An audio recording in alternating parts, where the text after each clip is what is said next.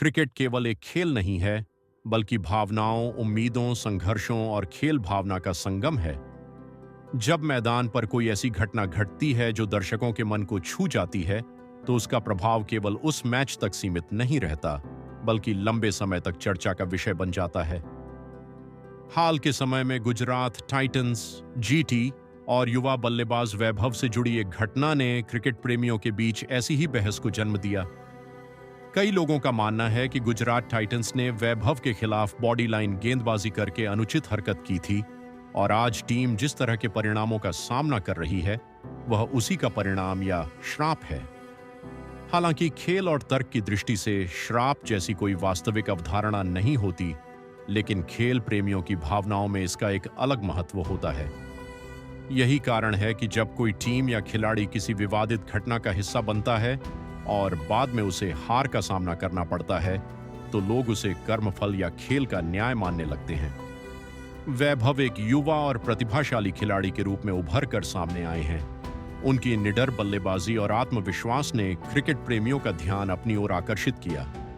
जब किसी युवा खिलाड़ी के खिलाफ लगातार शरीर को लक्ष्य बनाकर गेंदबाजी की जाती है, तो दर्शकों का एक वर्ग इसे केवल रणनीति नहीं, बल्कि दबाव बनाने का अनुचित प्रयास मानता है। क्रिकेट के नियमों के अनुसार सीमित संख्या में बाउंसर और शॉर्ट पिच गेंदें वैध हैं, लेकिन जब उनका उद्देश्य बल्लेबाज को डराना या असहज करना प्रतीत होता है, तब दर्शकों की प्रतिक्रिया स्वाभाविक रूप से भावनात्मक हो जाती है। गुजरात टाइटंस ने संभवतः यह रणनीति क्रिकेटीय दृष्टिकोण से अपनाई होगी। हर टीम विपक्षी बल्लेबाज की कमजोरी खोजकर उसे आउट करने का प्रयास करती है। अंतर्राष्ट्रीय क्रिकेट से लेकर घरेलू क्रिकेट तक तेज गेंदबाजों द्वारा शॉर्ट पिच गेंदों का इस्तेमाल एक सामान्य रणनीति रही है। इसलिए तकनीकी रूप से देखा जाए तो जीटी ने जो किया वह खेल के नियमों के भीतर था, लेकिन खेल केवल नियमों का पालन करने का नाम नहीं है। खेल भावना भी उतनी ही महत्वपूर्ण होती है। यही कारण है कि जब वैभव के खिलाफ गेंदबाजी को लेकर चर्चा शुरू हुई, तो सोशल मीडिया पर बड़ी संख्या में लोगों ने इसका विरोध किया। कई प्रशंसकों को लगा कि एक युवा खिलाड़ी के आत्मविश्वास को तोड़ने की कोशिश की जा रही है। क्रिकेट प्रेमियों के मन में युवा प्रतिभाओं के प्रति स्वाभाविक सहानुभूति होती है।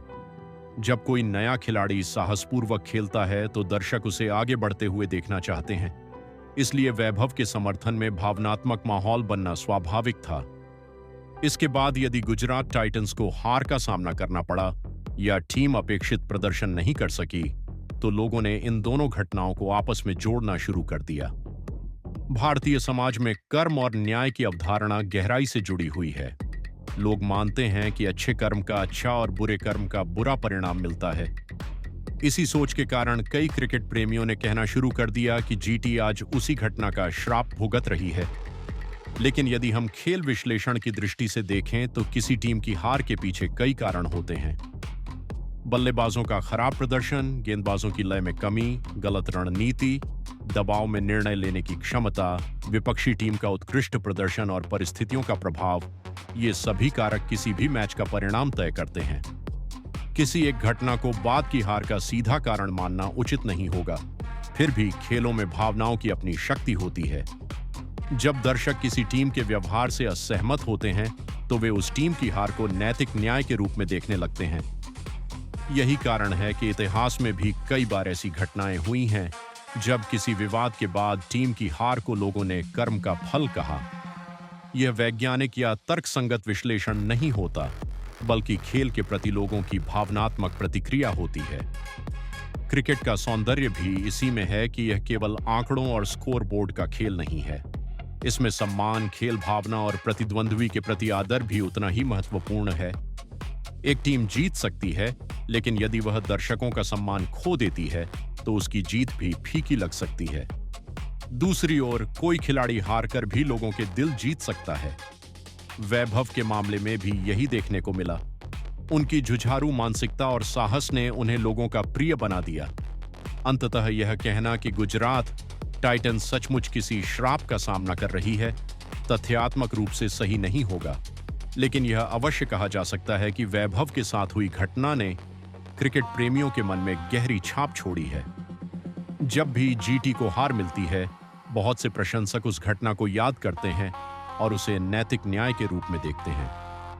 खेल का सबसे बड़ा संदेश यही है कि प्रतिस्पर्धा कितनी भी तीव्र क्यों ना हो, खेल भावना और सम्मान हमेशा सर्वोपरि रहने चाहिए। जीत और हार समय के साथ बदलती रहती हैं, लेकिन खिलाड़ियों और टीमों का व्यवहार लंबे समय तक लोगों की स्मृतियों में बना रहता है। इसलिए क्रिकेट में केवल मैच जीतना ही महत्वपूर्ण नहीं है, बल्कि लोगों का दिल जीतना भी उतना ही आवश्यक है। यही खेल की वास्तविक आत्मा है।